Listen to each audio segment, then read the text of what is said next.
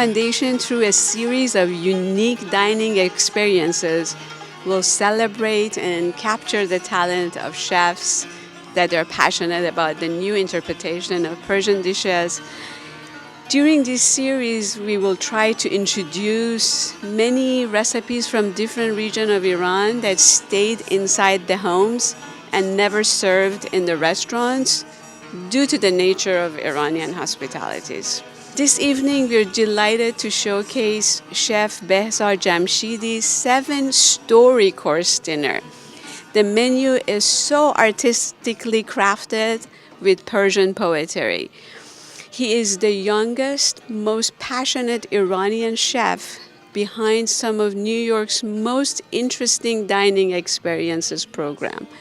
We are delighted to have him with us tonight, and we're looking forward to have so many more exceptional experiences like this in the future.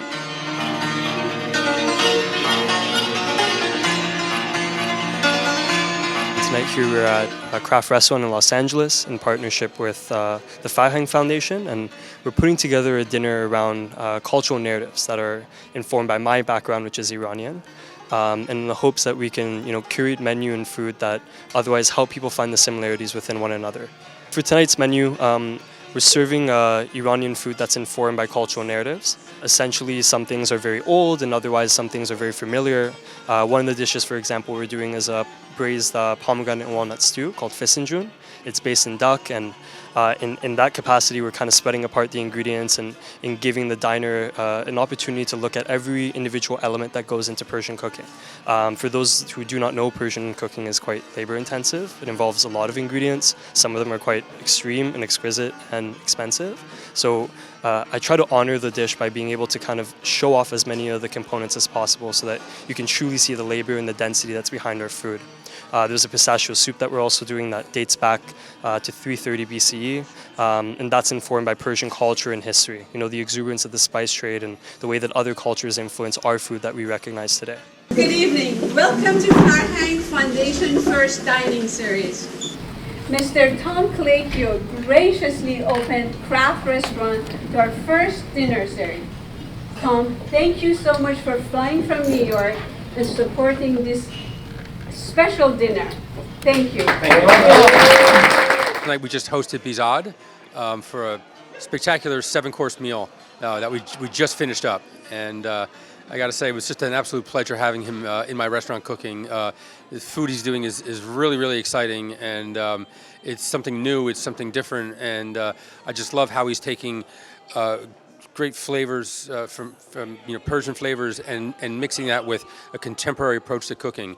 When you understand people, understand their culture, understand their foods, and you actually sit down at a dinner and break bread, you realize that you have so much more in common than differences. And I think once you do that, you can get past all of the problems. And but Iranians that I know are warm, people who just enjoy hospitality and enjoy life. And I wish our countries can get past the problems they have right now.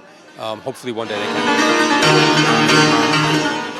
Thank you for having us this evening. This was such a unique experience. We enjoyed the dinner, the play on Persian cuisine. It was fun.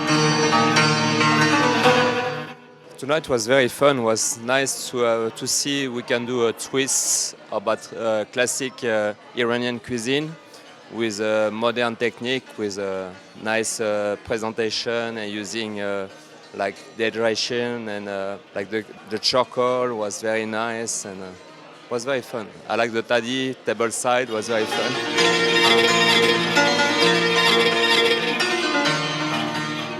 The easiest part of this whole thing was partnering with Farhang, because in and of itself, I think philosophy is the thing that sets people apart. And at the dense core of what we do at MOOSH and what Farhang does with their community, we're pretty much among the same.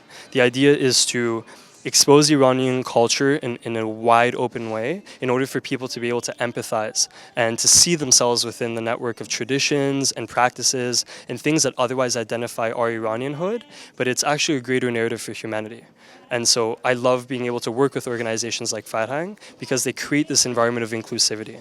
And I think in a time right now in the world more than ever, we need more narratives that are helping us all feel closer rather than farther apart.